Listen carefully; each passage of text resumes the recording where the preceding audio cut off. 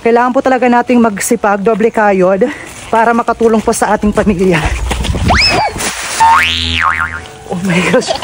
Hello everyone! So ngayon ay galing pa lang ako ng bayan. Bumili po ako ng isang sako ng bigas kasi wala po kaming bigas na ngayon doon sa bahay. Kaya kailangan po nating magsikap para makatulong po tayo sa ating pamilya.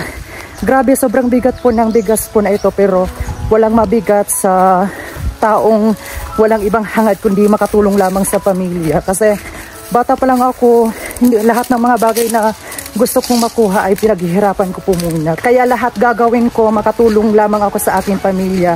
Bata pa lang ako, pangarap ko na po talaga na makatulong sa family ko.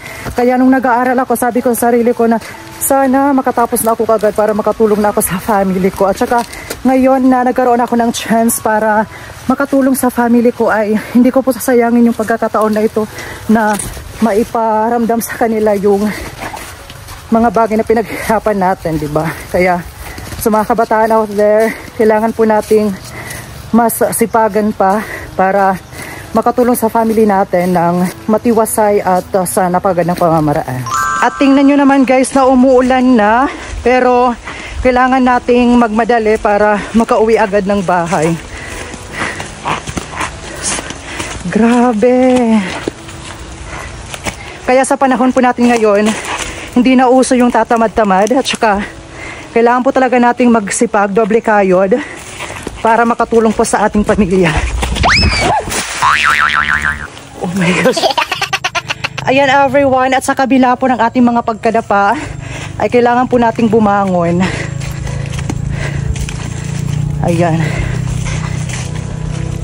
So wala sa kasarian, wala sa edad, wala sa itsura, yung pagtulong po natin sa ating pamilya. Oo, lalambot-lambot ako, pero yung puso ko ay sobrang mas lalaki pa sa tunay na lalaki. At saka walang mabigat sa akin, basta yung hangad ko lang ay makatulong sa family ko. Ayan, so medyo malapit na po ako ngayon sa bahay.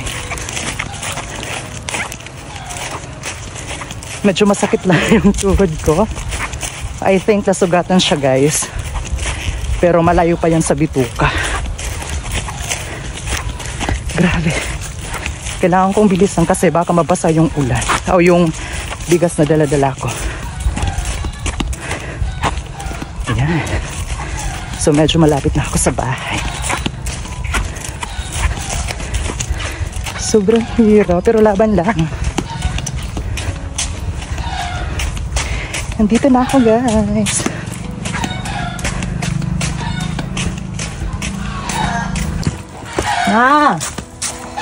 Ari na yung bugas.